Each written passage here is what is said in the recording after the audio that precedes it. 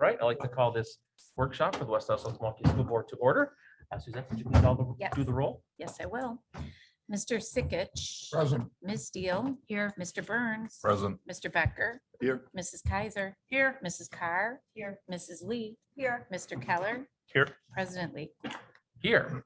All right, so we have two workshops this evening, both financial stability and efficiency workshops. So we're going to start with 3.1, Health Insurance and Wellness Center RFP presentation from our consultants Brown and Brown and Mr. Norris. All right, well, thank you. And I want to just first start out by thanking the members of our team. We spent a number of months here working on the details and the information that you have in front of you for tonight. So just wanted to first give a shout out to both Jessica and Jill. Jessica works primarily with our active employees and benefits, and Jill works more specifically with our retirees. So they're both here today. Also want to thank Janet Delicat and Marianne Marshall, who I believe Marianne is here. So thanks, Marianne. Both provided a great deal of insight and very helpful through the process for both the things we're talking through tonight. Also want to thank our staff. So the survey that we put out to staff, we received over 350 plus responses from, which to me says a lot about the engagement of our staff and the commitment they have to seeing this process through, quality, and, it's very important to us and it's very important to them. So I just wanted to mention that. And so with that, I'm going to turn it over to our team from Brown and Brown are here tonight to kind of walk you through the process really and speak to kind of where we're at tonight and how we've gotten here. So I'm going to turn it over to them now. Thanks, Aaron. Nice to see everyone again. My name is Lorenzo Di Matteo. I'm a benefits consultant working with West Dallas West Milwaukee School District for Brown and Brown. With me, I have my colleague Chris Messert as well. And we're going to first, as Aaron referenced, walk through the health insurance bid marketing process. And then after that, we're going to walk through the Wellness Center bid and marketing process. And like to kind of break this up in two pieces. So I'll kind of take a pause after the health insurance piece, allow for questions, and then get into the Wellness Center piece after that. So in front of you, I've handed out a folder. In the folder on the left-hand side, there's a presentation that I'm going to walk through on the screen. And then on the right-hand side, there are two additional handouts that I may reference as we walk through this. So to start. Is there a spare folder? Oh, I'm sorry.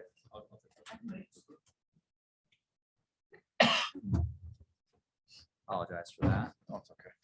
As a first year member, Joe, usually you share. With someone else.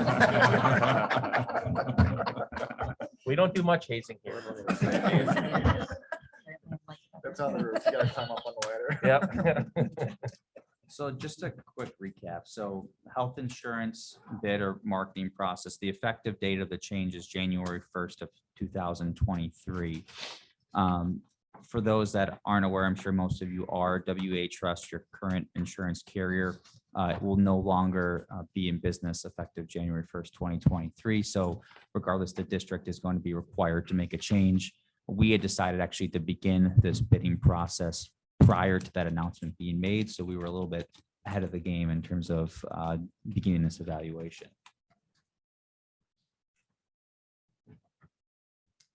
So we requested proposals or bids from 5 insurance carriers.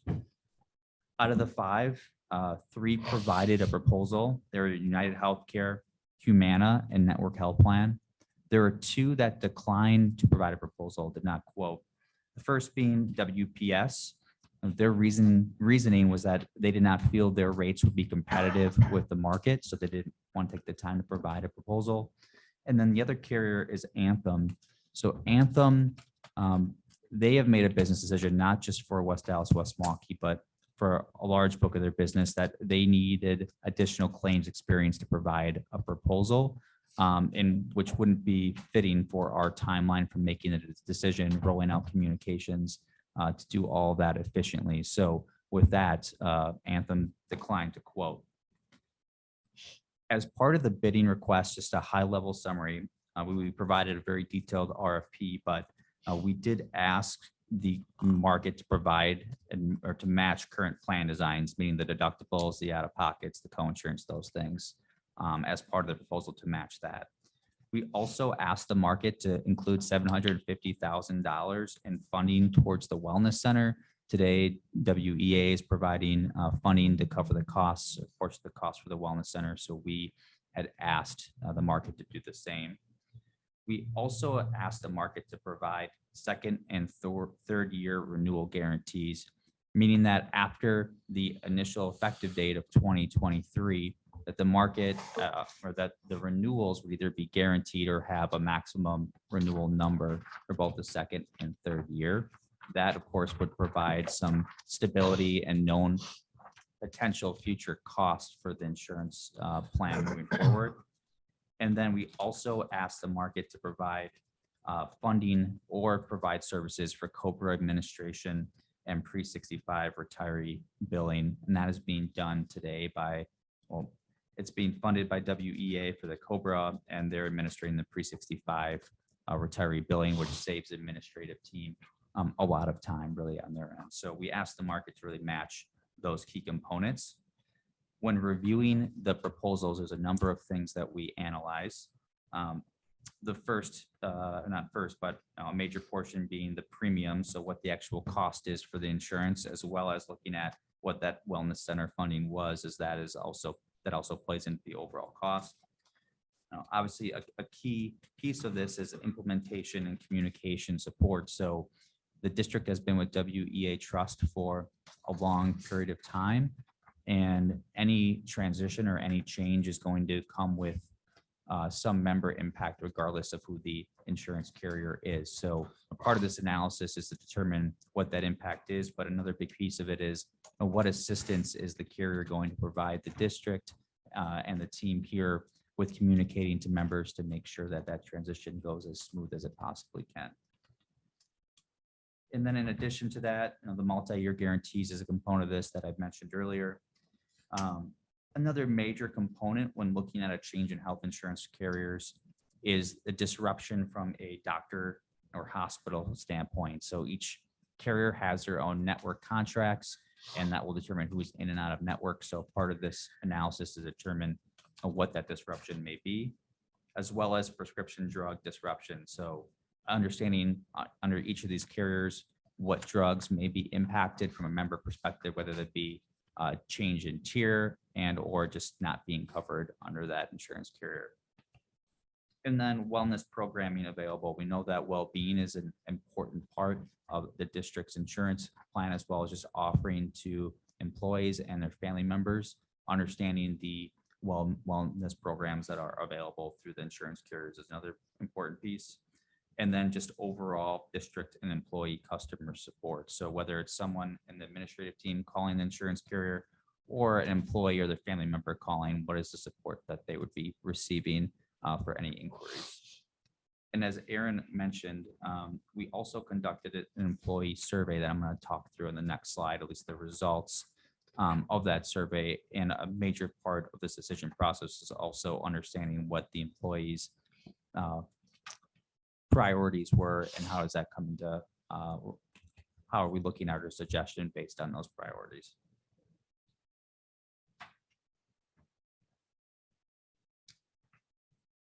So moving on to the next slide, I referenced the employee survey. So there were a total of 303 employees that participated in the survey. Out of the 303, 290 of them were enrolled or are enrolled in the health insurance. As part of the survey was overall fairly straightforward. We wanted to make it simple, but also effective. We listed 10 topics, and we asked employees to note from a priority, what is their top priority out of these topics? So what would be number 1 all the way down to number 10, and to rank them. And you can see I'm not going to read through them, but what the priorities were overall. The top 3 priorities, and this is both for the health insurance and the wellness center as well. Top 3 priorities were pricing, so the actual cost to the employee, as well as the district, access to doctors. So again, what I spoke to earlier in terms of any disruption from a doctor perspective, and then covered prescription drugs. So aligns with some of the key components we're evaluating. And from the bottom 3, name recognition, communication were a tie. Wellness programming was number 9, and then change management was number 10. Not saying obviously that these aren't important by any means, but that from a employee perspective, they were more towards the bottom of the list.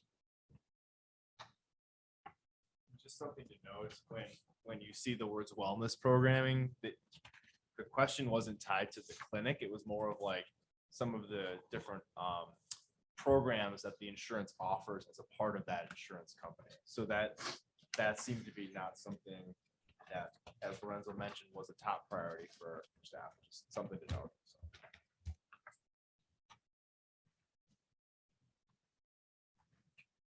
So on slide 6, providing a overall financial summary on the initial proposals that we received from the insurance carriers. And on the top left, WA Trust, that 19.4 million is the current total annual premium. So that's all in employee and employer costs. Then you can see the proposals from United Healthcare, Humana. Network Health has 2 proposals noted. And that is just a difference between for the in and out of network coverage. That HMO on the far right does not have any in out of network coverage for members. So you'll notice that is lower than the point of service or POS. POS has in and out of network coverage available. Compared to United Healthcare and Humana, both of those proposals will include in and out of network coverage. But you could see from an initial standpoint, United Healthcare was about 2.8% above current. Humana was actually 2% below current. The rate cap from United Healthcare was 11.5% for the second year, meaning 2024. And Humana, in their initial proposal, were guaranteed that 2% decrease for actually 2 years. So there would be no rate change for 2024. And then 2025, there's a rate change potentially based on the actual loss ratio or the experience of the plan. And you can see that Network Health was 12.3% over current. And then for the POS and that HMO is 2.2% under. Where, I'm sorry, I'm not seeing where the 12.3% numbers you're throwing out. Yeah, sorry. Look at the screen a bit. Oh, I'm on the wrong screen. Thank you. Yeah, yeah, This is the table. It's been a long day. Slide 6. I'm on it. Thank you. yep, no problem. From a clinic funding perspective, both United Healthcare and Humana were providing that $750,000 in funding on an annual basis. Network Health had said they would need to discuss that further. They were able to provide that at the initial time of the proposal. One thing that's very important as part of this is the bottom row, actually the top 50 provider disruption. So we provided United Healthcare, Humana, Network Health. We provided the entire market a listing of your top providers or doctors utilized last year by the district. Data in a fully insured environment can be difficult to get to. So this was the best information available to us from a disruption standpoint. And we'll cover a majority of claims overall. United Healthcare, they had no disruption. So everybody was in network. Humana had about 2%. So a small portion would be out of network. And you'll see Network Health Plan, 59% disruption. So Network Health Plan, their network does not include Aurora, Advocate Aurora, or Pro Health, which obviously where you're located, there's a lot of utilization there from the district, which is why they're having such high disruption on their end. And then we look at the overall finalists that we've selected was United Healthcare and Humana. A number of reasons for that. Obviously, the financial aspect of premiums, the clinic funding, the rate guarantees, their large national network shown by the little disruption here, their ability to match the current plan designs that you're offering. And then, these really all align with the employee survey results. So the top priorities being pricing, access to doctors, and covered prescription drugs.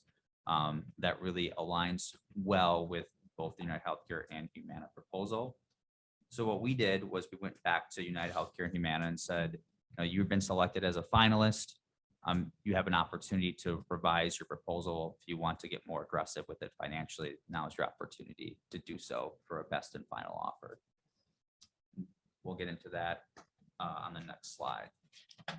Should just pause real quick. Any questions at this point on the process or decision making? So we put together a best and final offer summary for both United Healthcare and Humana. On the top row, we're looking at the estimated 2023 annual premium. So United Healthcare came back and their final offer is actually a 5.1% decrease in premiums compared to current, which is just under $1 million lower. Humana, they did not change their offer, remained at that 2% decrease, which is about $390,000, close to $390,000 different from the current premium. United Healthcare, they did also update their rate cap. So the 2024 renewal, the first year renewal was set not to exceed 5.3%. And then the 2025 renewal actually is capped based on loss ratio or experience. However, there is no guarantee or rate guarantee if that experience is greater than 100% loss ratio. And Humana, again, 2024, no guaranteed, no change in rates. And then 2025 would be based on loss ratio. And then in 2025, there's also an opportunity to reduce that renewal based on participation in their wellness program that they are providing as part of their proposal.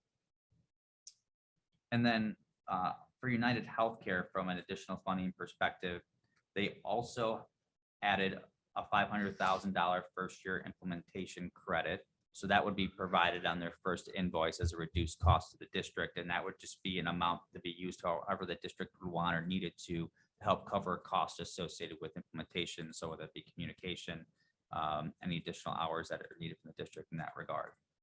And then one other major key piece that United Healthcare offered is what they call their on-site nurse liaison. And then the nurse liaison is actually a registered nurse that United Healthcare would be providing to the district at no additional cost. That would be the employee of UHC, but working at the district, and their core focus would be assisting with worksite health and wellness programming. So they're almost an additional employee of the district working with your team here, and have the ability to go to some of your schools as well to help and assist with communication to members, as well as additional wellness programming. So the estimated value of that individual, when you take into account their salary that United Healthcare is paying, as well as their benefits, is around $160,000 on an annual basis to be providing. Would that person be in the district every single day Correct. Yeah, it'd be at 40 some hours. building, or? Wherever we'd like them to be. So they could be, at the wellness center for a day or two. They could go to your different schools around in West Dallas. They could be here at the administrative building if they needed to. So wherever they needed to be at that time, that's where they would be. We'll focus solely on employee health stuff, not related to anything student related, right? Correct. Important to note as well, so this is really a limited offer. This is a differentiator the United Healthcare will offer from time to time. I think this is the 4th offer that they have on the table for nurse liaison roles in the state. So it's not common. It's very important to know, as Lorenzo mentioned, but it is United Healthcare employee. There would be a robust planning session if the district were to move forward with United Healthcare. Talk about the best way to use nurse liaison. I have a client that we rolled this out with as well, and it's been very well received. And again, nurse will work whatever schedule, whatever programming you want into the mix. But again, there will be robust planning that goes on, whether that's sitting in one building, multiple buildings, 2 hours a day, 4 hours a day. So just be aware of that. But it really is a great differentiator. And part of the discussion we had with UHC was around, as Chris said, we're the 4. So that means there's 3 current districts that have this service. So we said, well, how do they use it? And the feedback we got was it's all different. Some of the districts initially had this person in the buildings, working with staff meetings, talking about the insurance, talking about wellness programming. Some districts, like Milwaukee is a good example. They run their wellness programming for the district. So back to the run to school events. They're doing the benefits clinic or benefits fair, the BHA program. So there's other things like that. It just kind of depends on, where we're at with that and kind of what the focus would be. So it really seems like it's up to the district to kind of decide that. United Healthcare does have a built-in wellness program though as well. Yeah, so there are wellness programs that are built in. little bit slightly different from the program with Vitality that you're offering today, but they have a weight loss program, for example, called Real Appeal.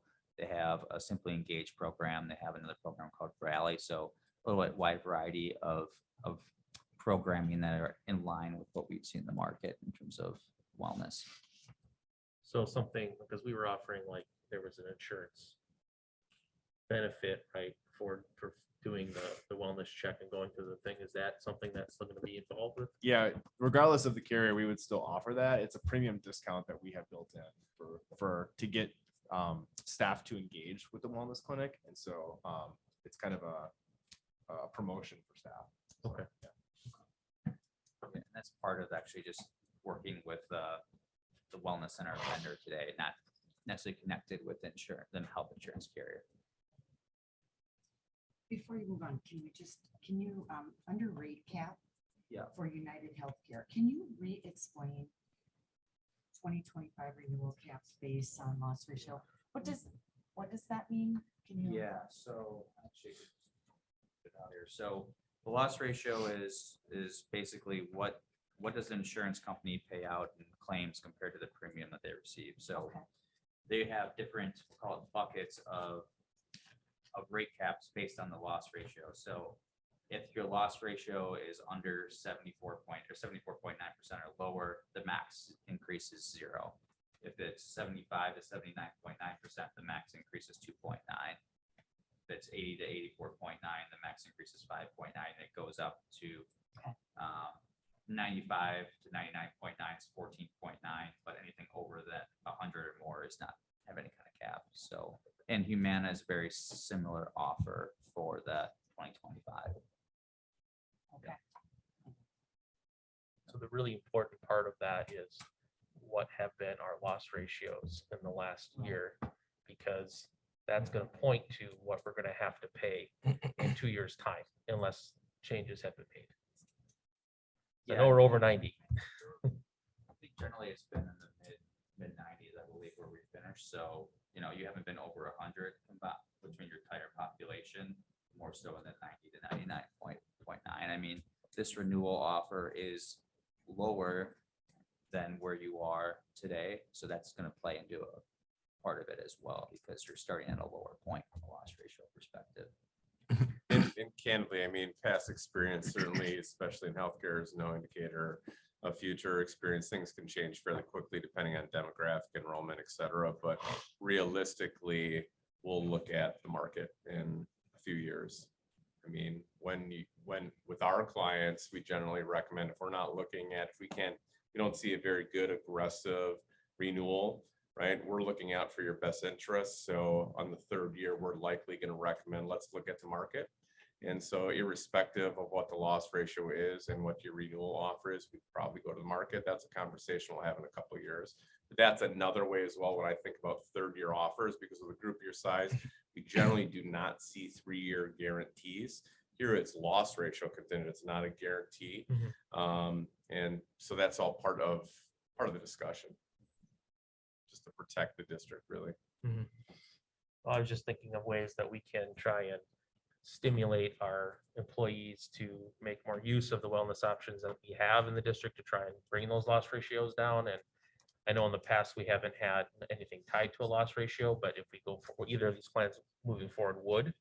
And so I think that provides more impetus for us as a district, and I'm not talking to you in particular, but as a district to look into those sorts of things, because to make the employees understand that what you do will affect the ratios we pay, which will in turn affect the ratios that you pay for your health insurance. And so I think that's not something that we've had before in the district here, since we haven't had things tied to loss ratios. So I think that just moving forward, we need to keep that in mind and maybe formulate a plan that we can utilize what we have and whatever wellness plan that we move forward with to say, hey, look, this is what we're looking at. We know what next year's going to look at regardless, but we want to start getting those balls rolling. People are used to doing these things every year. When in my employment, I had to do X, Y, Z every year to make sure that I was getting back my maximum for my health insurance. And so I don't know if we had that now here in the district for employees. And I think I'd like to see that, because that's only going to help out those loss ratios in the long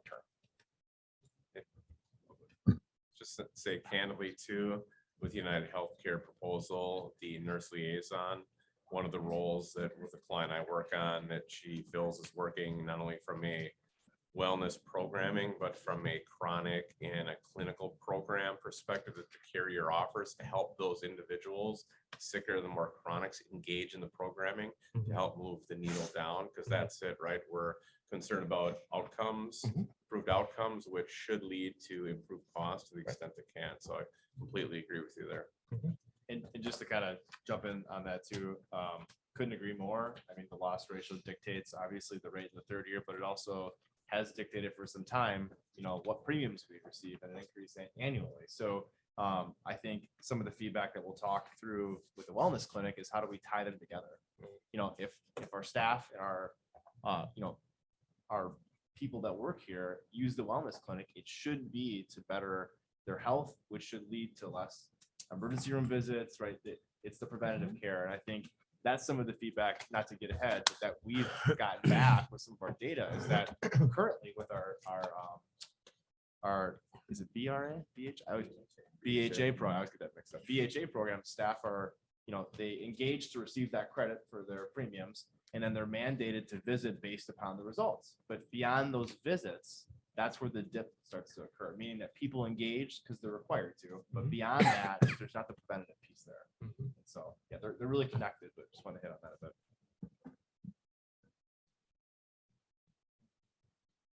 So I just want to, just real quickly, also, I don't want to lose sight of the Humana last piece of this. So they can also offer that $750,000 in clinic funding.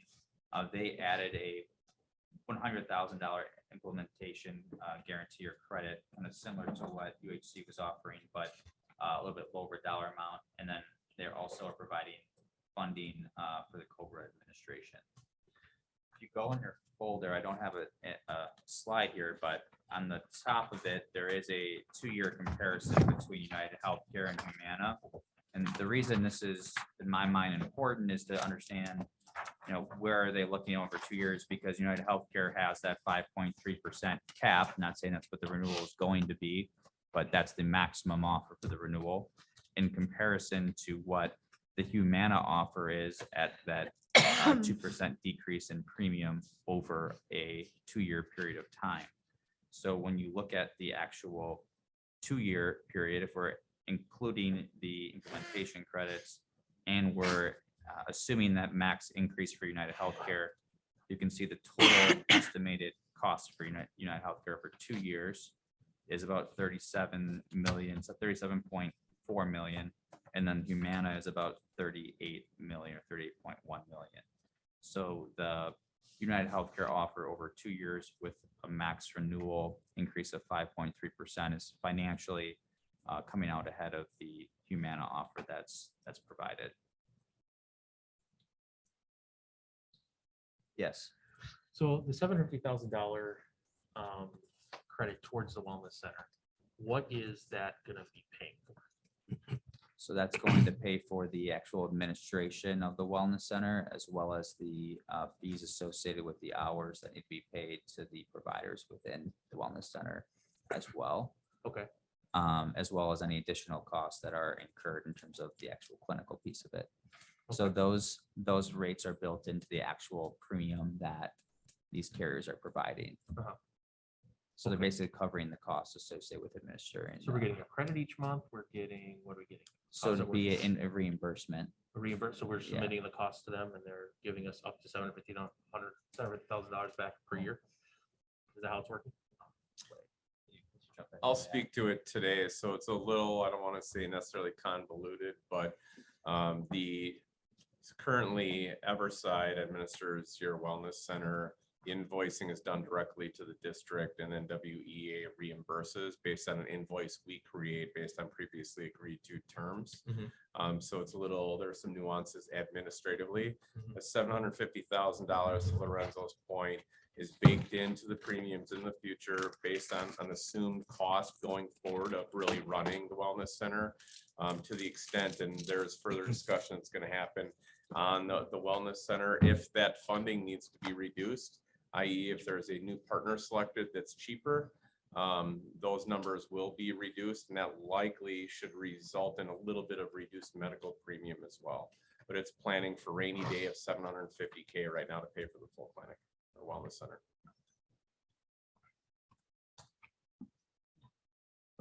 So just to recap, if the provider we select for the wellness clinic is 400,000, not 750, Chris is saying they'll simply take the 350 and reduce the premiums. That's kind of, we're in the dialogue still with Yep. that, but that's kind of the general idea. Yep, and on a go-forward basis, great clarification. Thank you, Aaron. We'll clarify, depending on the medical carrier selected as well, how that administrative process works to deal with or address the clinic funding. Because every carrier is a little bit different there. Candidly, historically, WEA did things that most nobody else does. And so the process will likely change, but we just need to iron that out once the decision's made who the carrier will be. Okay, yeah, I think it's important because we were adding things like physical therapy and things like that to the wellness center, which I know was something that our staff were asking for. And so I'd hate to see a reversal in that because I think that people go to the wellness center when they see value in it. And if you reduce the value, they're less likely to go. They might go for the PT, but then also get their wellness check done while they're there versus, well, I have to go somewhere else for a PT, so I don't need the wellness check, whatever. I'll just do it somewhere else or not do it at all and then go to the ER later if I have to. So that's the only thing I'm concerned about. I also like to see if it is a reduced cost that the 750, we look at, well, is there improvements that we could bring to the wellness center with that additional funding that might, again, increase the value for our staff and have that cost benefit look at between reducing those premiums versus increasing what we can do at the wellness center. That's just me personally. Yeah, no, that's all been part of our discussion. The 750,000 does include the ATI physical therapy that's done on site today. That's, I mean, that's 12 visits per week. It's allowed and it's reimbursed by WEA. Actually, ATI bills WEA directly today, but that's within the full scope of the $750,000 to make sure that if a change is made, that depending on the decision the district makes, but there won't be a drop in services. I mean, I think the district understands the value there. We've heard it from the employees. I've been working with you guys long enough to know it's very valuable and certainly want to make sure that continues on in the future as well. Do we offer, excuse my ignorance, do we offer like mental health? Because I know the teacher, mental health goes, you start feeling sick, that kind of adds up. So is that something that we do offer at our clinic at this time? Yeah, so it's currently, there isn't a provider focused on behavioral health in the clinic today. That is something that we could, consider looking at from an additional cost perspective. Some of the carriers do provide some virtual options as well. District does provide an EAP through FEI as well that provides some mental health services outside of the clinic. Is that something a nurse liaison could help facilitate? She would definitely could help, he or she, I should say, could help consider or help communicate the EAP value. Yeah, and to the point, so it's a great one. We have talked historically about behavioral health at on-site clinics, well, wellness center in this particular case. Well, it can be looked at as a very favorable benefit. There are also concerns about privacy, about scheduling, about knowing that I'm going in because the behavioral health provider is only there at a certain time. Now, okay, I'm going in now, then I have an issue. There are concerns regarding that, but I will tell you part of the discussion that we've had with the district and with wellness center providers are the scope of services and additions, possible additions for the future. So that'll certainly, I think, be all part of the conversation when we get to really firming up that decision. Great question. Sorry, go ahead. This is, I know this specifically mentions that it doesn't include the COBRA in the direct billing administrative costs. So what are those? Yeah, so I believe they're roughly around that $6,000 that's referenced here, just a little bit over that. So the financial aspect is, I guess, minimal in terms of the overall cost of the premium that we're looking at. That's both COBRA and the direct billing? Correct. Yeah.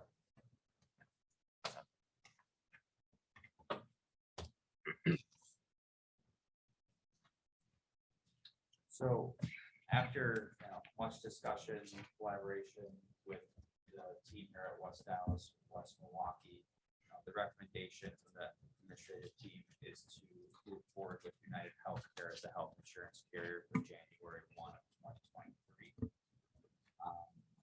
Now, outside of the financial aspect of it that we talked about, United Healthcare has experience transitioning large districts from WEA trust to United Healthcare. So they understand some of the nuances or say uniqueness that's involved with WEA in comparison to some of the other medical insurance carriers and understand the questions that may come up throughout the process. So that in itself is a very valuable aspect of their offering and their experience. They provided significant financial commitment as part of the transition with the implementation credit that they're providing. And they just generally have large knowledge with school districts in the state of Wisconsin. They have 127 school districts as clients, which with about 95,000 members overall in the state. They provide a broad national network of providers, as we mentioned earlier. And then they do have, I mentioned that robust package of well-being programs. So not just one specific program, but there are a number of opportunities available to members to participate and engage in wellness that can be promoted by that on-site nurse liaison as part of the offering. So overall, that's the recommendation we provided. Aaron, if you have any other comments you want to make on that piece. No, I think that's good. I think, when you look back at the survey results we got from staff, and kind of refocus that to the two finalists, to us, price was a concern and a high priority for staff. So, this will maintain or reduce premiums for staff. Commitment to customer service. That was a huge commitment on our end when we spoke with Humana and United Healthcare, and them fronting $500,000 to make sure that this implementation goes well, to me, really puts the money where their mouth is, and so that's really, to me, two big things. The thing Lorenzo mentioned too, that I think is hard to measure metrically, is UHC works the 127 school districts in the state. So like they have the record of working with schools. And so it's really hard to measure that. But I feel like from our team's perspective, working with schools, you have an idea of how to implement that, transitioning from WIA, you know how to get into the schools, working with teachers. It's a different experience. So And not to and all the hospitals around here Yeah. take UHC. Mhm. Yeah. Yeah, and then not to mention that, UHC had a 0% disruption rate. Humana had 2%, and it's minimal, but that's a group of people that was their top 50 providers that they won't be able to go to. So that was kind of the last note I had here. And I think the last piece to mention that Lorenzo did too is the liaison. I think the possibilities there are limitless for us. I would personally like to see, I know our team talked about this too, having a more committed effort to like having events, back to school, talk about doing a benefits fair for a period of time now. I'd like to see those things happen. I think some of the discussion we've had internally is, do staff really know what their benefits are? How many staff know that we have, a fully insured EAP program that they can use? It's like getting into the schools, getting that information out, digested in person is really something that I think we could and should be more focused on. I think that's how I personally at this time see that person being used. So I guess with that, we'll take questions. I have UHC and I love it. So I'm glad to see that for the district, we'll be saving money plus getting these benefits. A lot of it's gonna have to come down to education and communication to staff of, this is a really great benefit we can offer the wellness center, nurse liaison, numerous other things. I just think, as always, need to make sure we're on top of the communication. For sure.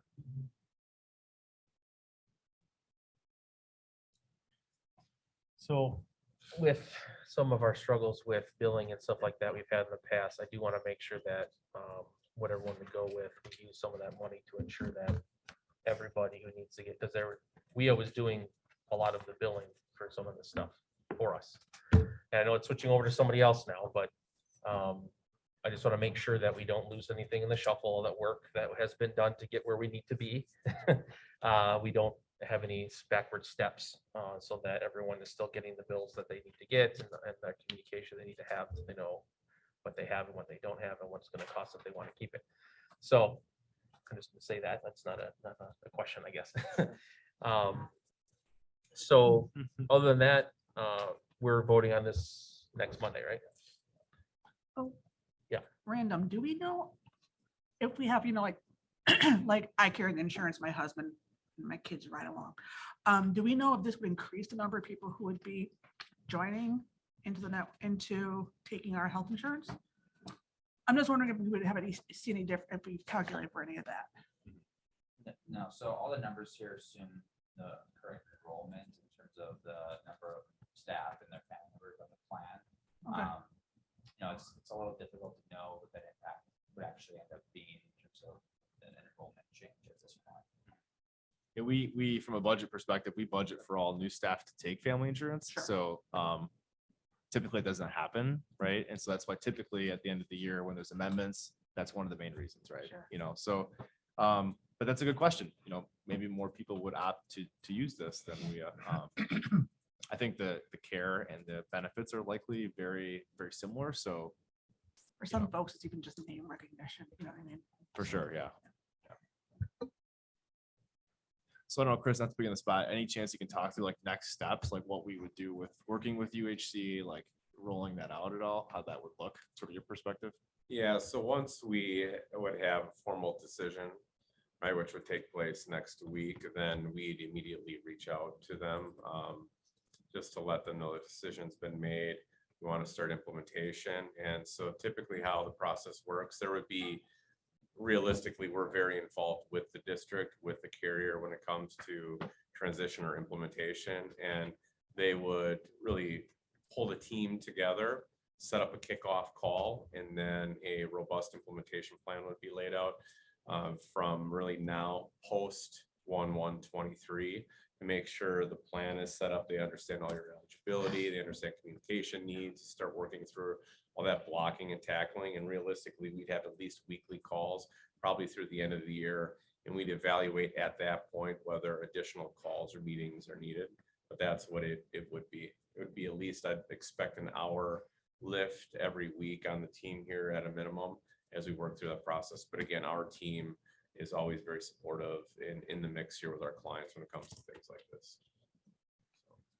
And we have seen from the carriers, I mean, they do have implementation plans. We've implemented cases with United Healthcare, large districts under similar circumstances migrating from WEA Trust. And they have a very smart, dedicated team with a robust, detailed implementation plan. So that's what it would look like. I'm confident they do a great job. Thanks, Tris. Would this affect some of our retirees before they were on Medicare? So it would impact the pre-65 group that are on WEA today. Uh-huh. They would transition to United Healthcare, assuming they're not turning 65 before this effective date. Uh-huh. But anyone that is post-65 retiree that's not enrolled on the plan today would not be impacted. They would just continue with what they're being offered. So I would just ask whatever we do that we have like a special dedicated for those retirees that are going to be in that group to make sure that they're going to be available to answer questions and help people make sure that their doctors are going to still be in network. And I can imagine phone calls associated with that. So as part of that 500,000 or 100,000, whatever we end up voting on, putting that in so that the retirees are going to get their answers that they need so they can feel comfortable. Since we just did one change a year ago and now we're doing another change, I'm sure some will not like that. So Can I speak for that? Yeah. I mean, the great thing about it is this is a different. okay. Yeah, so it's not really affecting at all those that we just changed. Right. Okay. Yeah. So that's one advantage. Like, yes, absolutely. TLC, we were already talking about, a separate, night event or date event. for Right, that yeah. matter, for them, as well as introducing them, maybe to our new office. Yeah, that'd be good. United Healthcare, so they would come on site to just do a presentation. Retirees, they would appreciate that on Zoom. They like to Mhm. be in person, so they would Oh, come good. on site. Good to hear. And we did, as part of the discussions, specifically ask the carriers, including United Healthcare, if they would dedicate time to each and every building, if the group deemed it necessary to be there to answer questions, to educate, et cetera. And they said absolutely. So they understand this is a big change and necessitated change, right, with the WEA trust news, but they're willing to support it for sure. Would that include like ongoing, like monthly office hours or something like that? Some, like my employer has it like, oh, so-and-so is going to be on site from this time to this time. If you have questions, if you want to meet with them, they can do that. I'm not saying exactly that, but maybe an opportunity like, oh, there's going to be a dedicated person on this day for so many hours that people have questions. If there's new employees who have come in during the school year for whatever reason, that they want to have questions, or someone just is confused about something and they want to ask questions. Is there something like that that we could also include? We'll certainly talk through it. And I don't want to commit, the carrier to doing something like that. I'll tell you candidly, that's not something I commonly see. But I know the nurse liaison role that is something that nurse liaison does help with some clients on right now, just essentially answering some questions and helping individuals navigate the insurance, but we'd certainly work through that to make sure any concerns are addressed with United Healthcare, assuming that's where the ultimate vote lies, just to make sure we're addressing that. But there will be a period of time built into the communication plan where they're on site, talking through the network, whatever that looks like, the new insurance plan, who to call, handing out, whatever that looks like. And that would be built into our communication process. So that might be multiple school visits. And then, from there, the nurse takes, whatever that looks like. But I think on our end, that's definitely a priority, getting someone in the buildings, in front of people, to get that face-to-face, that conversation, things like that. So. Any other questions, or we're going to shift to the wellness center, I think. I have one last thing I want to say before this. It's not something that's noticed, so there's still going to be no discussion, but we did budget X amount of dollars for the increase that was going to be for healthcare.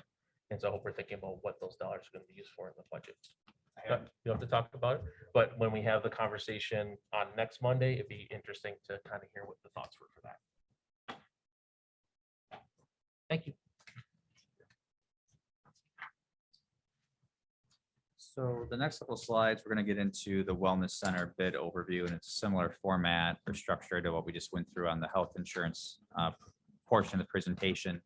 One thing to note that the effective date for the change that we're looking at is April 1st of 2023. So not a January 1 effective date, but an April 1 effective date. And with the transition to a new insurance carrier, we want to be cognizant of what that means from a communication and a member impact perspective, and not be overwhelm or overload staff, employees, and their families' communications and understanding the changes. So, a change in a wellness center vendor, if making one, really warrants its own true communication period and plan. So that's part of the reason for the 4/1 effective date here change.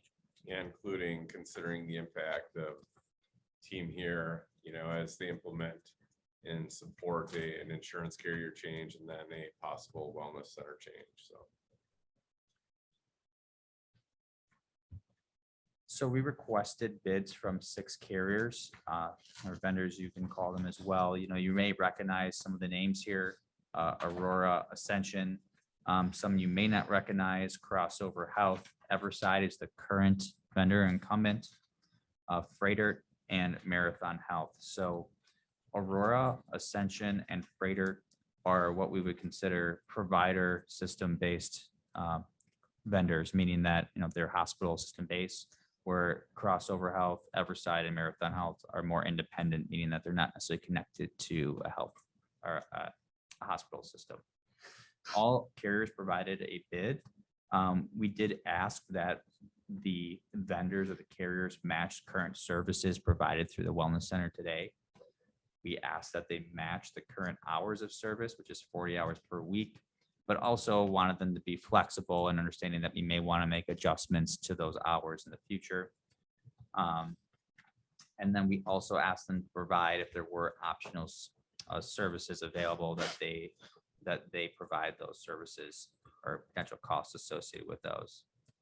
So from an analysis perspective, we looked at pricing, what they're doing from a condition management and primary care perspective. As Aaron mentioned earlier, it's important that the wellness center is focused on not only that acute care, but also that chronic care, preventive care aspect of as well, in terms of not only keeping employees and their families healthy, keeping their medical and prescription drug costs down as well as the cost of the district. We also looked at what electronic medical records or EMR system that carrier or the vendors utilize. And that can be an important piece if anyone has gone and utilized one hospital system and then another, and they're on different record systems. It can be difficult for one provider to know what's going on with you, if it's different from another, as well as just from an employee perspective, to be able to see your medical record in one area can be extremely valuable. The reporting capabilities that they're able to provide, wellness programming support, as well as the overall implementation process and communication support that they can provide. And then, as I referenced on a previous slide, we asked similar questions for the employee survey, and the feedback was almost identical from an employee standpoint there in terms of what their priorities are. So after reviewing proposals, we selected three vendors to come in and present. They were Crossover, Freighter, and Marathon. We also just included Everside as the incumbent. There has been, just put it, a number of service issues throughout the past couple of years from an operational standpoint with Everside that has caused frustrations both internally as well as with some employees within the district. But again, as a courtesy, we did want to include them as part of the finalists. When we look at the estimated annual cost summary for the finalists selected, you can see them noted here. So Crossover just under 600,000, Everside at 621, Freighter at 408, and Marathon at 608. Probably wondering why is Freighter so much lower than the others. Generally, when we look at proposals and wellness vendors or clinic vendors, the hospital systems tend to have an overall lower cost. Part of that is they won't necessarily come out and say this all the time, but we know that they're probably going to potentially increase some care to their hospital system in comparison to others. We ask the providers, or we ask the vendors if they would track where they're referring employees and staff to. Freighter has said that they will be tracking that and reporting on where the referrals are going to, and that their focus is on the best quality and care for their members, not necessarily driving care to Freighter to increase their revenue. So that was something that we specifically called out and asked them to talk to. And they were very confident in their ability to report, as well as focus more on the employee, not their revenue stream. But overall, the recommendation that we're making, or that the district is making for administration team, is to move forward with Freighter as the wellness vendor, or the wellness center vendor. Part of it is name recognition overall. I mean, people in this community know Freighter. I think generally you'll say it's a trusted name in the community. Freighter does have a number of other school districts that they are the administrator for their clinic. West Bend, Mequon, Thiensville, Greenfield, Manitowoc are some in this general area. So they do have experience in the school district space, which is obviously important. And just overall, Freighter being local, their commitment to Southeastern Wisconsin and residents here, they utilize Epic for their system. So if anyone uses Aurora or uses Freighter, you're familiar with the Epic system, probably that LiveWell app. You can see really all your lab results probably before your physician even has a chance to look at them. You can schedule appointments, you can pay your bills, you can do all those things on that app. So that would be connected to Freighter, the clinic as well. So more of a continuity of care then, and if they're seeing the clinic provider, but then also are seeing a specialist that necessarily doesn't even be part of Freighter, but is using Epic, they have an opportunity to see the results through that Epic system. Also, Freighter has, I don't know if anyone is familiar with their fast care clinics that are in Meyer. As part of the relationship with Freighter with the clinic, the district would have access to lower cost fast care utilization. So you could decide on what that cost would be. It could be, a copay for members, or it could be offered to members at no cost. Yep, go ahead. Anybody who's watching this, those fast cares, the number of strep throat, I go in there, they check you, it's done, free medication right there at Meyer. So I mean, like, that's a giant benefit, especially for families, because, school year illnesses, you can get it covered, and most of their antibiotics are free and on-site immediate. So just putting that information out there for folks who don't know. So what's the determining factor of the cost for that? So they have a flat fee. I don't have it written down. $49 or $59. And then the district can decide if we'd like to, or district would like to cover all of that or a portion of it. So, they have the set rate, and then it's just determining of, how you want to subsidize it. Yeah. Okay, so when will we make that decision, at the time that we vote on this? I think Or is that more something that later can be done on. later? Yeah. So, Go ahead.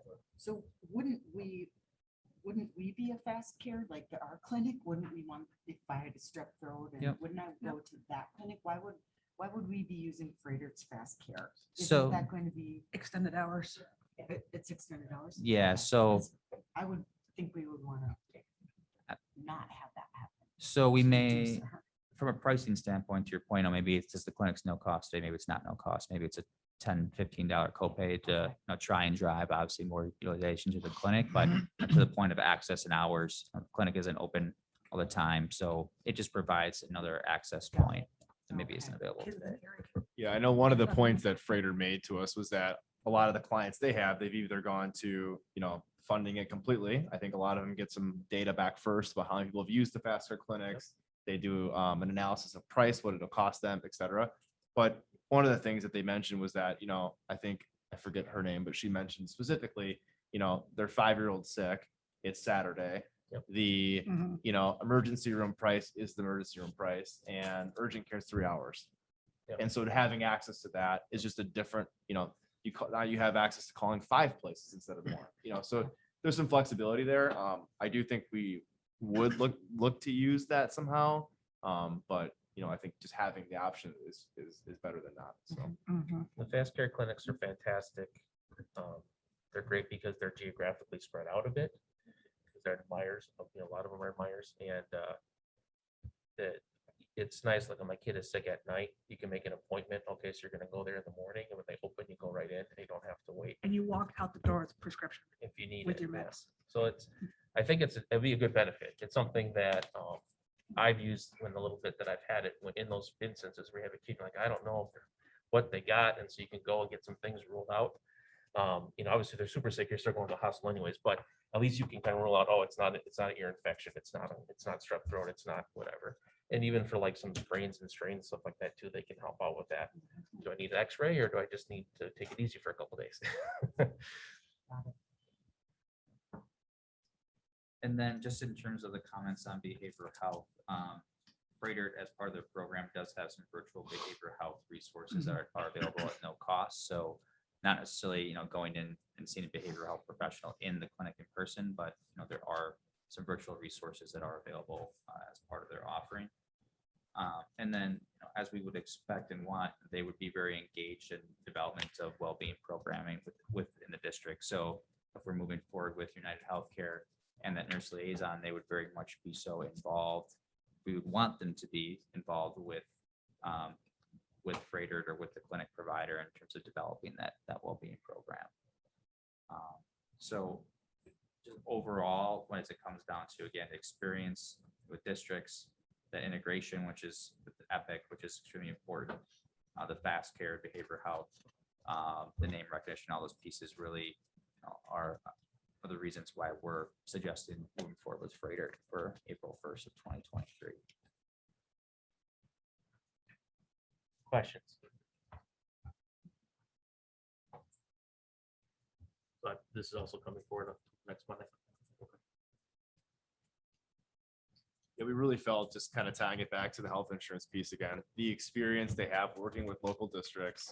The EMR piece is a huge piece that I know Jessica and Jill hear about quite a bit, and it comes back to user ability, we have some flexibility with price, as you can see, to implement at some period of time, if not from the beginning, the fast care piece. So, and I think it's hard to, once again, measure something around trust.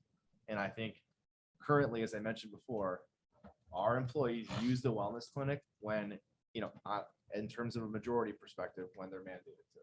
And so I think that measures and that tracks really well with staff. So we have a high usability with staff. But if you remove the mandated visits, there's not a ton of access there.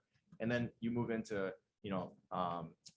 other family dependents using it, and based on other districts, we don't have a lot of access there. So I think getting back to the health insurance piece you talked about, trying to push in, I guess, an information campaign around this would be really helpful for staff to like see what's offered there. And I'd be interested to know like how many staff know exactly what actually is offered at the clinic, what they can offer there. So yeah, I think it's a good decision to do. So, do we hire the staff that's at the clinic, or does Everside hire them? And what will happen to the staff that's there now? Yeah, so in terms of the hiring, technically they're an employee of Everside today. They would, if we were to move forward with Freidert, then Freidert would work on hiring a new staff member. So the current staff at the clinic today, they wouldn't work at the clinic anymore. We'd have new providers. They would choose who would be.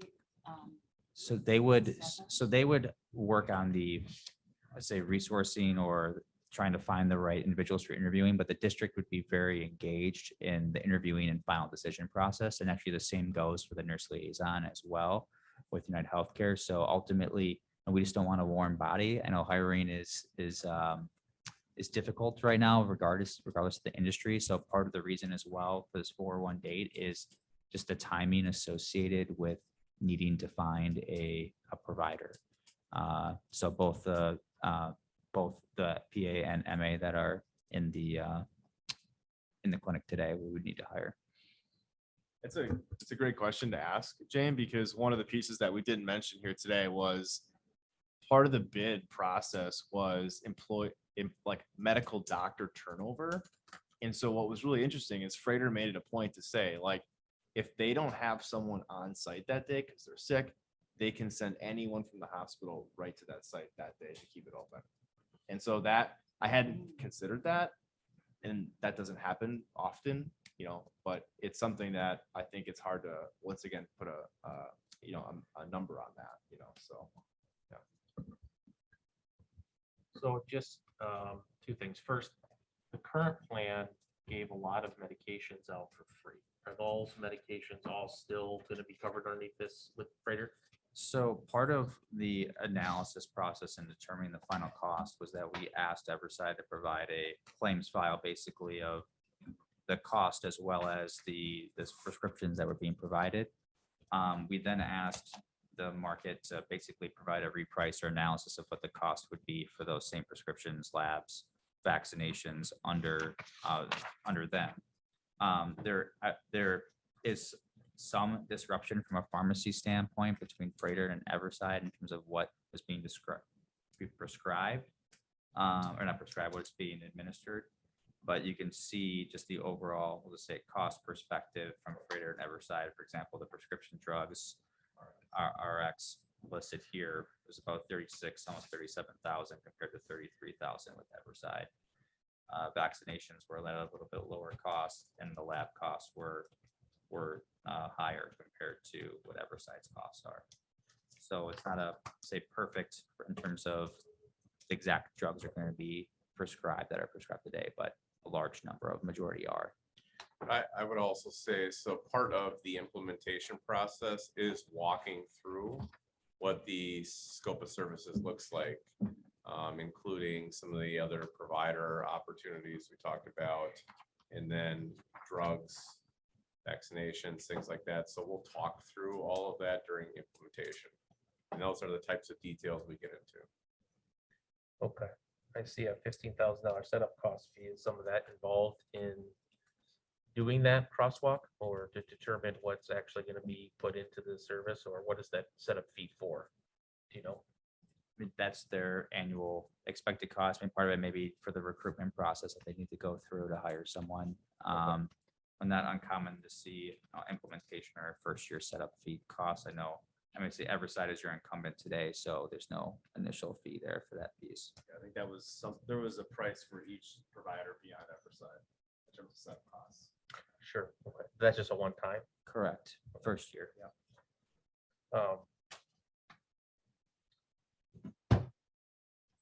I guess the last piece, I think that if we go with Freighter, the fast care clinics may be an opportunity to expand the use of the wellness center kind of, because if they're going to a fast care clinic, that's not getting billed to the insurance company, right? So that's not going to be a loss to the insurance company because they're going to that fast care clinic instead and either paying whatever fee that we've put in place or we're covering that fee as a district.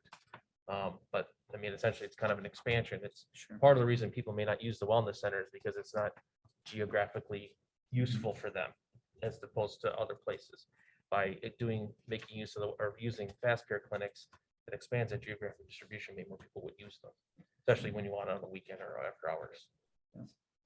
That's a good point. That's a really good point, if you think about it from that, because there are such limited hours at our. What was really interesting too in our conversation with Freighter specifically, they were real flexible on how we wanted our clinic to be staffed, you know, with the number of hours that we had decided, you know, or that we decided. And I think that's really gets into what Chris had mentioned before about some of the administrative issues, and really I'd call them organizational issues on Everside's piece. It's, you know, a lot of what goes into decision-making in these processes around staffing and medications is data. And if we can't get real access to hard data in like even 24 hours, it's hard to make those decisions that ultimately affect our employees' care. And so, and I could go on and on, so I won't. But I think that's a great point, Jane. And Noah, I think it's very helpful to hear the support you guys have around that, because I think that's where that's really to us what helped tip the scale a bit. Other questions? So if we get employees asking us questions, who should we direct them to? And I can filter that to whoever. All right. Anything else? Are we all feeling good about next Monday? Yes. Okay. All right. Well, thank you so much. Thank you, everyone, for your Thanks for all time. your work. Yeah, Yeah. putting all this together. I know it's not simple or easy, so thank you. Thank you. We'll then move on to our second workshop for this evening. Do we need a break? Can you make 2 minutes? We do need a break? Okay, Yes. so let's take a 5-minute recess, and then we'll set up for the next workshop. All right, welcome back. We'll call back to order our meeting, going with our second part of the workshop, 3.2 Facilities and Grounds Overview Update of our Long Range Facilities Master Plan. Mr. Eichmann and Mr. Norris. Well, thank you very much. I also put a copy of the PowerPoint, or this PowerPoint, on your desk in front of you. And then I put some of the, I thought the more important items from Fund 46. So thought that way, if you wanted to, or He didn't get one either. They like me better. Yeah. We're on the laptops. It was funny the first time, guys. sorry about that. We should fire him. So Hey, wait, is So we'll go to is the Joe on the agenda. board? I mean. There's 9 of us for once. That's the thing. It's like for once, there's 9 of us. We're all here. Yeah. Sorry, go ahead, Steve. No worries. So I have the agenda here, and we'll talk about the rationale for having facilities management, long-range facilities master plan update, prioritization of projects, the projects that we've completed and or have scheduled, some of the proposed projects for the 23-24 fiscal year, and then just a brief little part about the long-term trust fund, but that'll be the second part of the presentation tonight, and it's its own presentation. So some of the reasons for having a facilities management staff is you can create integrated plans that account for the complexities and interdependencies of the services provided. That, in other words, what that means, it's a fancy way of saying that all of the staff that we have on maintenance, they work together. Because most of the systems, if not all of the systems that we have, they don't work in isolation. They all are tied together somehow. And if one part of it goes bad, then that has an adverse effect on the other ones. For example, a week or so ago, we lost one of our 3 filters for the central pool. And because the other 2 weren't able to handle the flow at the rate that the state says we have to have the water going through, we had to shut it down. Because we can't, operate it at less than what the state says. So what we're doing is they started today, and by Wednesday, they'll have a new filter installed. It's a little bit bigger filter than what we have. But the point, and that because it takes 4 to 6 weeks to get the regular size filter here. And we couldn't be down for 4 to 6 weeks without that pool. So we put in a little larger one while we're working on getting the other one. And some of that is still just a supply chain issue. I mean, we used to be able to get those things, 2 or 3 days, especially if you overnighted it. Now it's 4 to 6 weeks if you're lucky. Also ensure that the facilities are lean, flexible, and effective, that we meet all regulatory and safety requirements, and that we're also providing the services that are in demand and necessary for compliance. And as if the last 2 years have taught us nothing, it's that we need to be flexible in terms of what is our focus and what areas do we focus on. Yes. I have a question. And I just thought of it because you were talking about the supply chain issues and so forth. With things like pool filters that you need occasionally, I guess, I don't know how often they need to be changed, but does it make sense to have an extra one on hand or something like that so you don't run into those issues? Certain things we do, and it depends on, what it is and how much it costs as well. Because the other is that the pool filters there are outdated. And one of the things we're looking at is upgrading the whole system. Okay. The other is, and some of this is labor and freight as well, but it was almost $14,000 to replace this one filter. So the filter itself is around, $8,500 to $9,000. So, that's one of those where, yes, it makes sense. For example, the scoreboard at the athletic complex. They replaced all the digits, we call them bulbs, but they call them digits. They replaced those. And then when they put those in, they discovered that it still didn't work because there was a motherboard that was bad. So in talking with the scoreboard repair vendor, I said, okay, well, how much is a motherboard? They told me, and I said, okay, since we're overnighting the one from Canada anyway, overnight 2 of them. So that way, if something happens, we have another one. But that also, it was a lot less than the 9,000 as well. So, that's a great question. It depends on what it is, how soon we may be looking at replacing it, and how often does something happen. Okay. Yes, Just clear, when you refer to facilities as lean, what does that mean? that we have just the personnel that we need, that we Okay, don't okay. have, All right. people that are like, I hope somebody sends a work order today. Yeah, okay, no, good. Okay, all right. 'Cause my wife was a teacher for over 30 years, and I No, know for a okay. while, that's what she thought, that they were just sitting there waiting for a Oh. work order to come in. 'Cause why didn't it get Okay. replaced today? All right, thank you.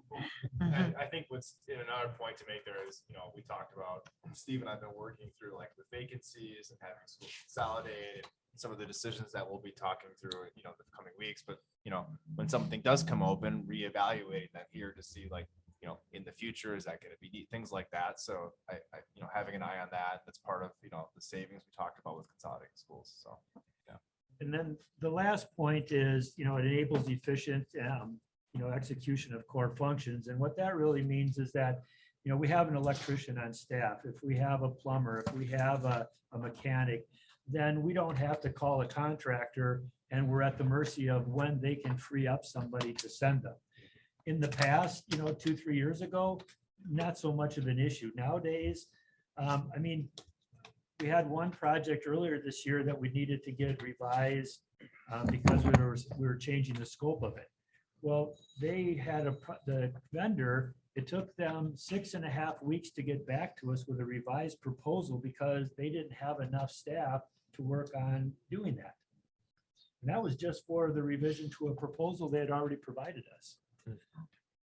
So it's, having the staff on hand, it's really important because now we can call them 24/7. They'll come in, they'll take care of what they need to do. If they need to, they'll work with a vendor or a contractor if it's something beyond their scope, but we can initially address it ourselves. And so one thing that I hadn't done in the past was put in how projects are prioritized. And so I wanted to share this, that, we look at safety and security. We look at the mandated requirements. How does it tie in with our long-range facilities master plan?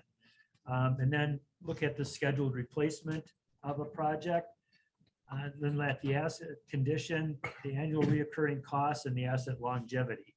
So it's kind of, with that, it's kind of like the analogy I'd used before with a vehicle. If you're just, putting in $500 here and there, it's not so bad. But if you start, where you're putting in $3,000, $4,000, $5,000 a month, at what point is it just better to bite the bullet, replace the whole system or the piece of equipment, than keep letting it nickel and dime you to death? And then the other is the impact on the operational budget, staying within that 1.5 million for the CIP each year, but trying to get the most projects done and meet all of the other requirements. And then sustainability or energy efficiency, and then also the timing and the location. Because a lot of the projects that we do, especially some of those that are under $10,000, they just come out of the blue if something breaks during the school year. And so we always try to leave some leeway in the budget to make sure that we can accommodate those. Right now, this year, I was sharing with Aaron that there's been like 74 different projects that have been under $10,000, but all told, all of those add up to over $400,000. So, something under 10,000 doesn't sound like a lot in the grand scheme of things, but you start adding 70 of those together. And as a former boss used to say, pretty soon you're talking about real money. So these next 7 pages, and I won't go through this, and it just lists all of the different projects by site that we've either completed or they're scheduled to be completed this fiscal year. And as you go through, if you haven't already, some of you will notice that there isn't anything listed for Madison Elementary School. And it has nothing to do with their closing or not. A lot of it is, we did roofing last year. We did some other projects. What this is too, is these are more projects that, they're CIP projects or they're larger projects. But it doesn't mean that if it isn't listed here, that we didn't do other things to each site. Because some things we can take care of ourselves. We don't have to hire a contractor. Most of these items here listed are done with a contractor. So there's a lot of projects that don't ever make this type of a list that we just handle internally. Or we do the majority of it and then a contractor will do a small portion of it. Yes. I did notice on here that the central bleachers had some work on them again, or is scheduled to have some work done on them again. And I know, going back to when my son graduated over 3 years ago, the bleachers were a problem back then. So I'm assuming, is this just regular maintenance to try to keep them operational at this point? Yes, it was on the, I guess it would be on the visitor side, the bleachers there. Some of the boards had warped enough and the bolts were kind of coming out where we didn't feel it was safe to use. And so what we did is we replaced them as best we could so that we could use them. And there were still certain sections we couldn't. Now this is just finishing all this up. Okay. And again, it's trying to get the staff there and the materials, and then depending on what has to be done, what we did on the other side last year is all of the brackets that go with the mechanized part that brings them in and out, all had to be fabricated and made by hand, each individual piece, because the bleachers are so old, you can't find the parts anywhere. Yep. So that not only adds to the cost, but it adds to the time it takes to repair it as well. Yeah. And unfortunately, we're finding that with a few of our systems. Oh, yeah. Yes. When it comes to things like I've noticed, like door installation in classrooms, is that like higher priority due to the fact that, that's a safety concern on multiple levels?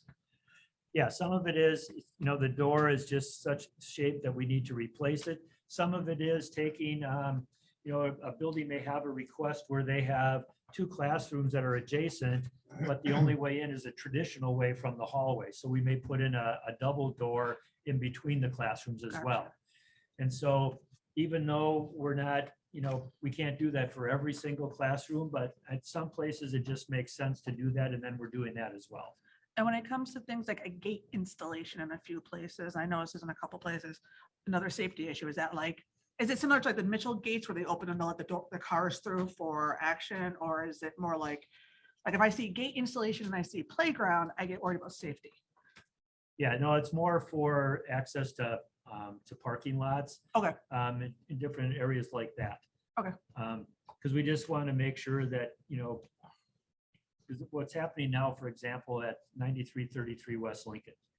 Well, due to the construction, what we noticed is that there were cars coming off of Lincoln going through the parking lot at a high rate of speed and just going through and using that as a shortcut. Gotcha. So what we did is, you know, I talked with the maintenance staff and we put a truck up there and we put some barrels. Well, then what people were doing is moving the barrels and driving over part of the driveway and the lawn. So now we have 2 trucks up there. And when the maintenance staff was doing that, there were people going by and voicing and visually displaying their displeasure with what we were doing.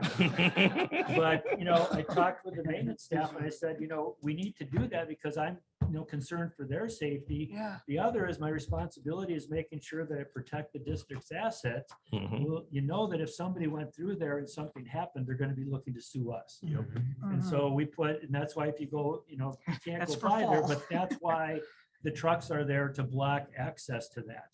And one of the things that I talked with Dr. Lexman before, and we are going to be putting gates across there. Because last year I had to go ask a contractor who was working on the neighbor's house. He had set up shop in the back with his sawhorses, his saw and everything. It's like, you can't do this. Well, I got an earful of how he pays taxes and he should have a right to do that. It's no, it's a liability issue. You can't be here. And so just to protect, you know, everybody's interests and the district's interests, we're putting in gates there. But I think, Kristen, to your point, more specifically, I mean, Steve's priorities that he went through, I mean, we've had to rethink kind of what security things are these days. And so I think absolutely when those come in, you know, how we categorize those have had to change. Sure. Yeah. I trust the process. Just, you know, That's thinking good. as a It's a good teacher, when question. kids are coming back in 2 weeks. Yeah, certainly a good Yeah. question. Yeah, and throughout the course of the year, we may have every intention of doing a project, but then something comes up that's more important and we can put off the other one, then that's what we'll do too. So, you know, it's almost like the budget, I guess. As soon as you print it, it may be obsolete. Sure. Because changes happen and other things come up that are more important, so. And then some of the projects that are proposed for the 23-24 fiscal year are just flooring, asbestos, and that's related to ceiling tile and flooring replacement, paving, roofing, infrastructure, and field improvements at WAC, and then concrete repair district-wide. And one of the things is I believe I'm scheduled to come back in February again to do another update.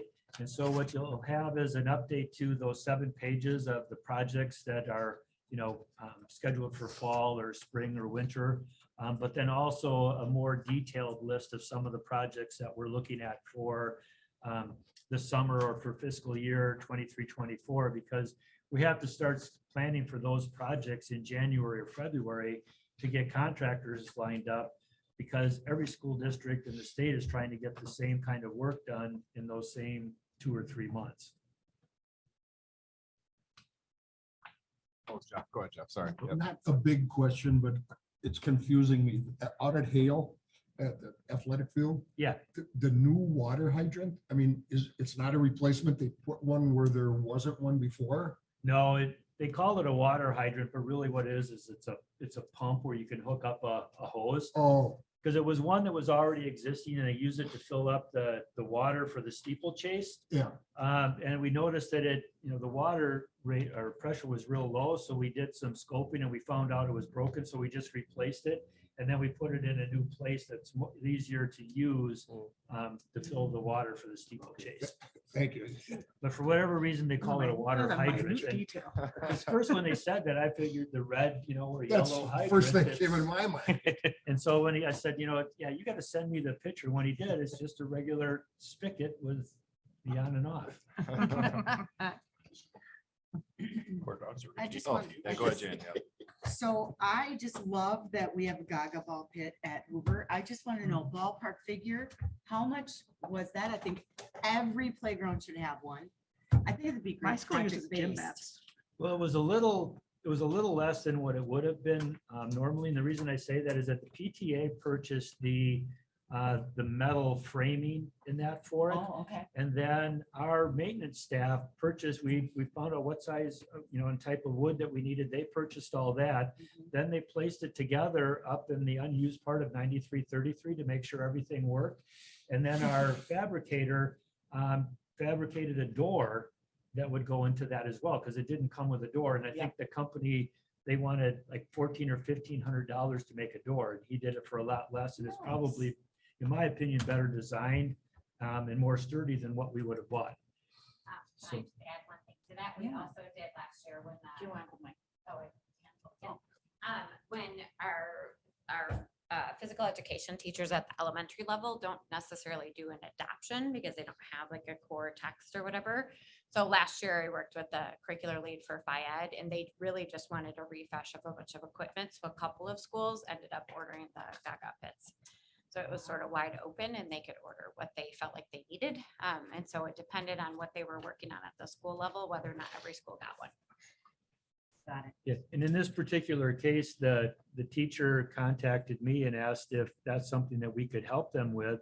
And so what we did is Henry, who is the district carpenter, he and I went and we spoke to the class and then we talked to them about the project and what was involved with it. And they asked questions. So, they got involved in it. And last year we did that with a couple of maintenance guys and the little library at Walker. Because they, most of the time they work behind the scenes. And so I like them getting involved in projects like this because I think it's good for them too, to really interact with the individuals that are benefiting from their knowledge and their expertise. Yes, Are you involved in the Mitchell forest they're trying to grow yes, and just maintenance on that and such? yes. Okay. Just wondering.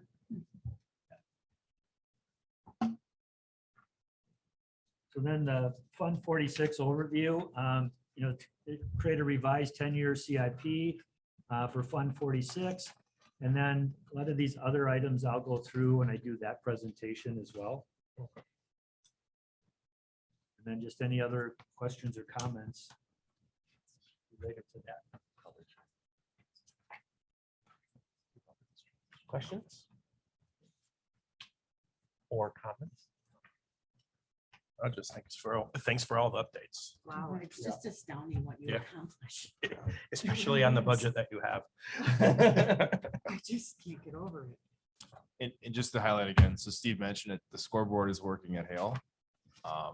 It's been taking a little bit of time, but Steve got it working again and the second motherboard is in storage. Yep. So in case that goes out, Woohoo! just They have- I just so thought I was gonna everyone's be out there aware, with a yeah. whiteboard and a marker. Yeah, and they have extra And that's the thing, digits. people want to Um, see those big changes, They you know what I do. mean? It's like, Yeah. we understand what it takes to keep a massive school district up to Yeah. par, but it's, you always hear about the scoreboard, so that's a Well, win for the there's- district. There's nothing worse when you are in the chain gang and you have to listen to the other team talk about how sad and pathetic it is, that we don't have a working scoreboard. So I will be extremely excited when I'm in the chain gang and listening to these huge varsity players and just waiting for them to say something so I can turn around and be like, but our scoreboard's working. So, thank you very You're much. welcome. Well, and if they're looking for something to criticize, there You're may right on be that one point. thing, and that's because the possession football, Yeah. typically that's amber. Oh. And we didn't have, they didn't have enough of the amber lights, so they're red right now. Hey, Oh, And I I'll take man. whatever What I color told the works, company, I Steve. said, is it's a lot easier to defend having red possession footballs than explaining why the scoreboard isn't working. Absolutely, True. I will That's take true. it. So I said, if that's the only complaint we have, I said, I'm happy with I it. can deal Yeah. with that. I can certainly deal with that. Is so the long-term capital trust fund, and a lot of this is for, some of you that have been on the board, you understand this, and you might even have been here when this was created, but it was created in October 23rd of 2017. The goal is to utilize these funds to support or supplement our annual $1.5 million CIP budget. And it's, can be for large cost CIP projects that require approved long-term capital improvement plan.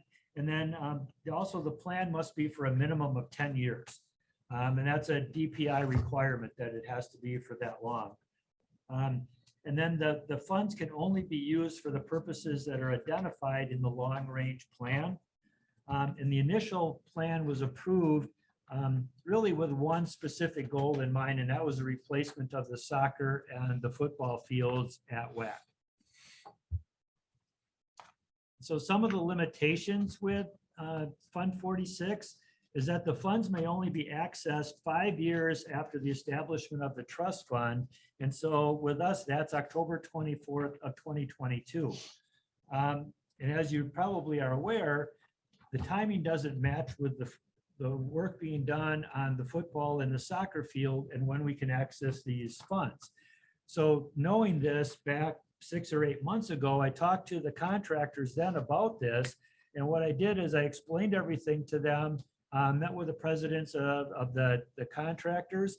And what they said is that as long as I could guarantee that they would be paid by the end of October this year, they would do all the work and not bill us until October. So in essence, what they're doing is they're doing all of that work, but we're not going to pay them anything until the end of October when we actually have access to these funds. That's super. That's Yeah. Nice. So, and the other is that the fund balance may not be used for general fund cash flow purposes, so we can't take it from Fund 46 and move it to Fund 10. It can't be transferred to any other funds or liquidated. And loaning of the money for other purposes or to other funds is not allowed either. And then the funds must be physically deposited and held in a segregated bank investment account, separate from other district accounts. So what we did is we created, and I came up maybe a year ago now and came with a 10-year CIP plan. And I have a revised one that you'll see in a little bit. The other is that there's flexibility in these projects, and that is that the projects may change, the order of the projects, in other words, what year we do them may change, and also the budget for the projects may change. And the state allows for flexibility with that, but it's just important that you have that category in there and it's approved by the board. And the other is that anything that's listed in that, it doesn't obligate the district to do those projects and or use funds from Fund 46. So we could have a project in here, but maybe we look and say, well, you know what, we can do it out of Fund 10 this year. So we do it out of Fund 10, and that's fine as well. The other is that, a lot of times it's projects that are too expensive for Fund 10. For example, the football fields, the soccer field replacement, it's like $2 million. And so, we don't know on any given year, like 10 years from now, when we have to replace them again, are we going to have $2 million in Fund 10 or in a fund balance to be able to do that? This is a mechanism to do some long range planning and set aside money for specific large projects like that. And then to continue as a supplement to Fund 10, and then also to help with prioritization of projects. Yes. This just popped in my head. I was thinking about the other day. I'm so sorry this is totally off task, but we talked about the cell phone towers. Mhm. And is that how we moved forward with that and We are. information? And that's something I hope I'll have more of a concrete answer in the next month or so. Okay.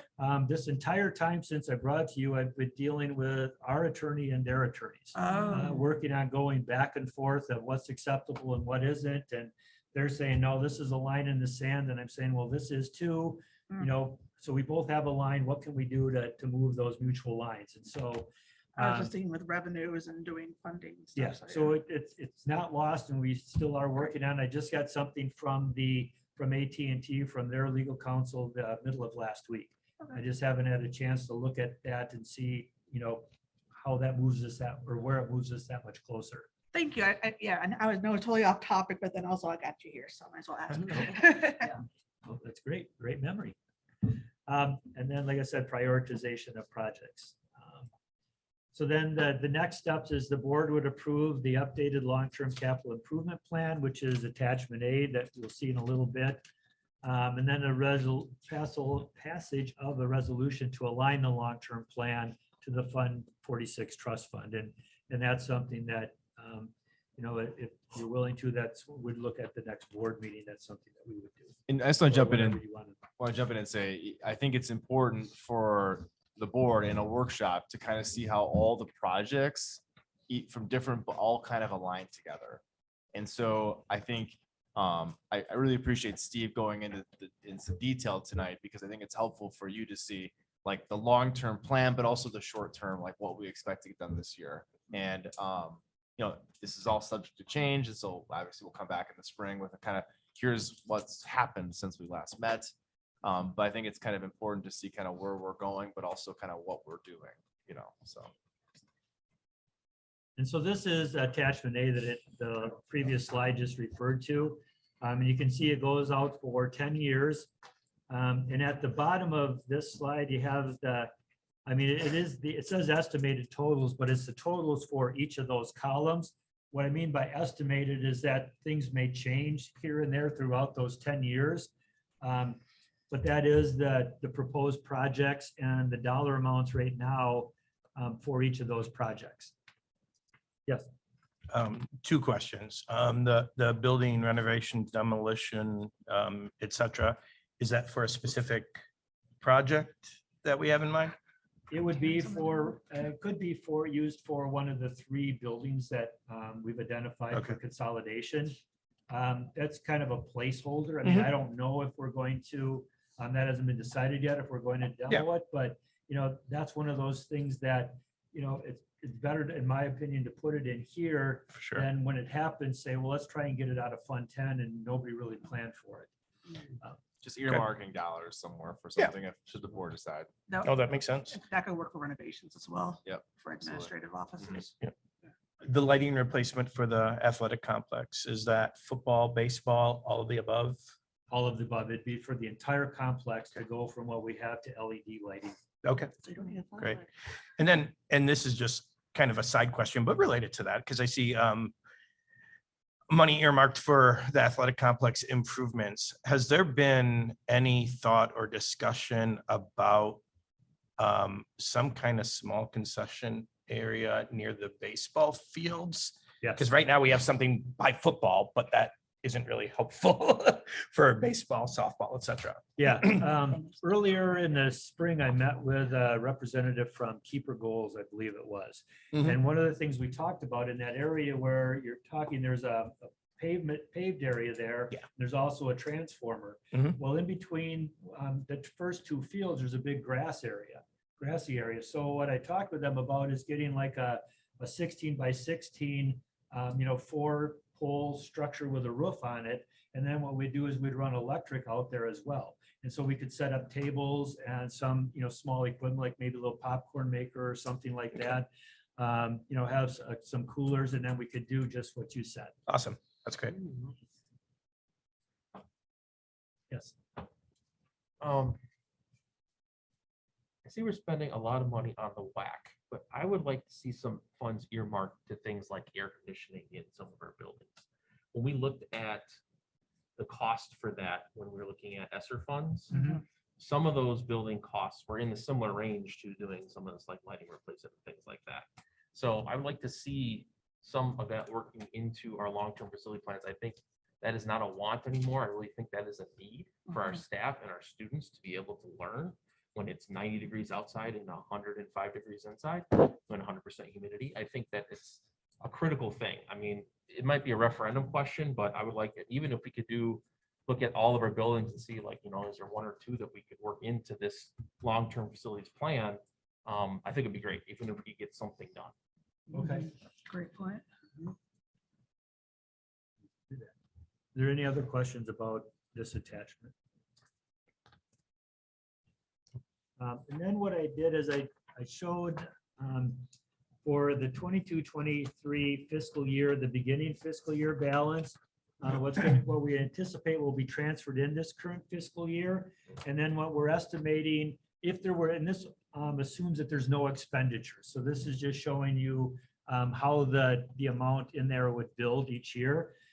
So there's a little more this year, but then after that, each year subsequently, it would just be the 325,000 that we had originally earmarked to put in there for replacement of the fields.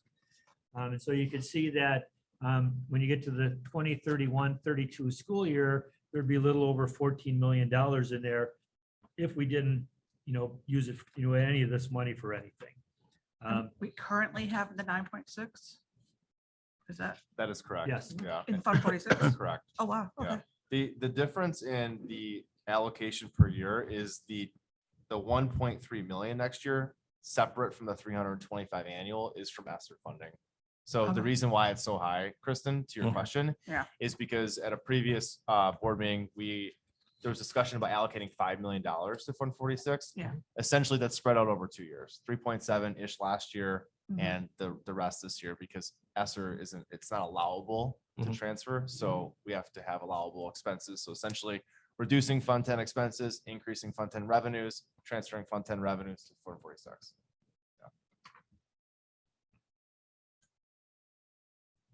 And so what this does, and this is why I wanted to hand this out, because it's a little hard to read on this, but this is taking that, the money that we had set aside, the 1.6 million, and then the 325,000 in each subsequent year. And then looking at the proposed projects that we have, and then what does that do overall for an ongoing ending balance, if you would, at the end of each year. And you can see that we never go below 3 million. And the reason is that we're putting in the new soccer field and the new football field now. And they say that, it has there's a 8-year warranty on it. But if we maintain it the way the manufacturer recommends, you can get 10 to 12 years out of it. So what I'm looking at is that, it was 2 million now. Well, in 10 years, it could be 3 million. And so that's why, we're looking at, we don't want that balance on an ongoing basis to ever get below 3 million. And the other is that this is just assuming that 325,000 goes in there each year. Because, at the discretion of the board, yes, more may go in there, which is great, because then we can use it for additional projects. But I didn't want to be generous, I guess, on the revenue side of it. I'd rather just say it's 325, because that is the bare minimum. And then, live within the budget as it is here, but still know that 10 years out, we're going to have to start looking at replacing the soccer field and the football field again.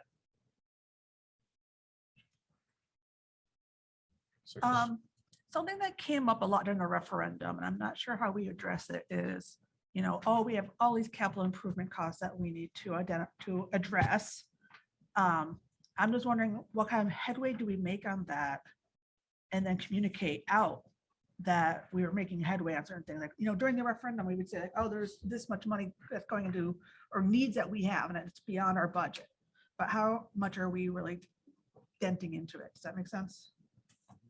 Because we got brought up a lot during the referendum, and I'd like the district to be able to say, here's what we're doing. That's beyond, I don't know if we can do beyond even this, but like, is there like, we've been able to address these issues and whatnot. Well, I think there's certainly opportunity, Kristen, now, especially since we can start spending Fund 46. Yeah. And, the football field, the soccer, the complex is a great story to tell, I think, long-term planning and kind of the results of that, commitment, I think, by the board. So.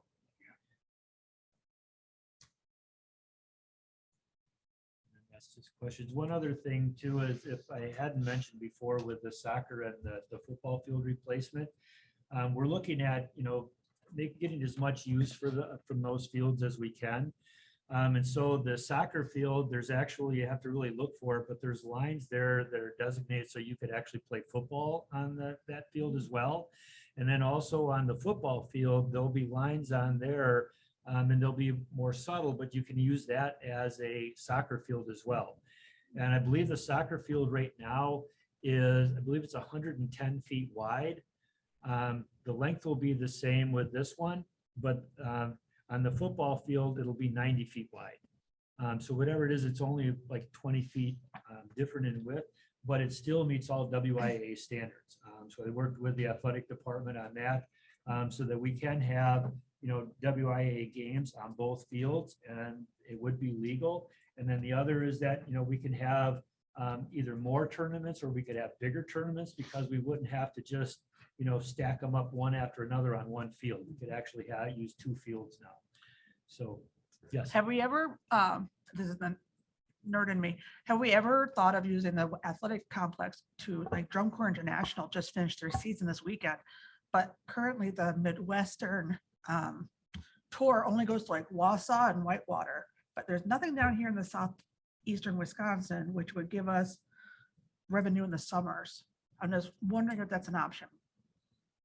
Or that's Yeah. something I can work with you on, because Yeah, I'm not sure what's involved in that, but, as long as it doesn't interfere with our, our school functions, all right, which in most cases, depending on when it is, it wouldn't. I'm sure we could do something. I Or at just least wanted to look put it out at there so I remember I said something about it, so then we can, We're always open to entertaining they're ideas. wildly popular. I'm just putting it out there. And I mean, and that's why we were doing this, so that the fields both had dual use, instead of saying, no, it's just this use and that's it.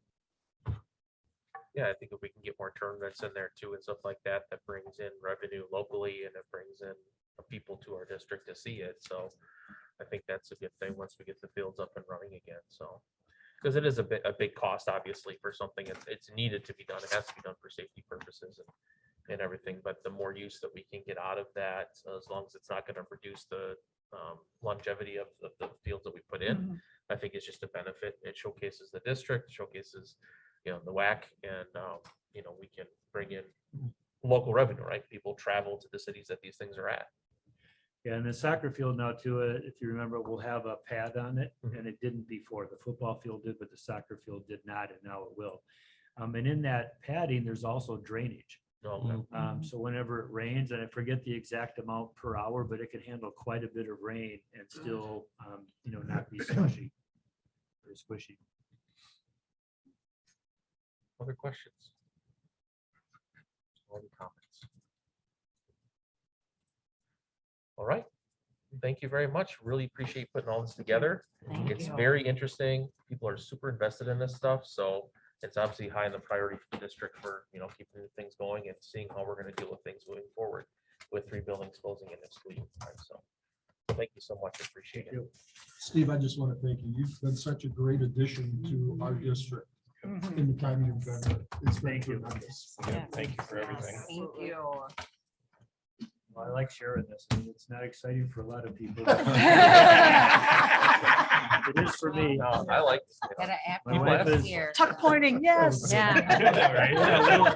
We'll go different places. My wife will just shake her head because I'm looking at the ceiling. We'll get you a yard sign that says, I love tuck pointing. My wife does that anyway, but for different reasons. Yes.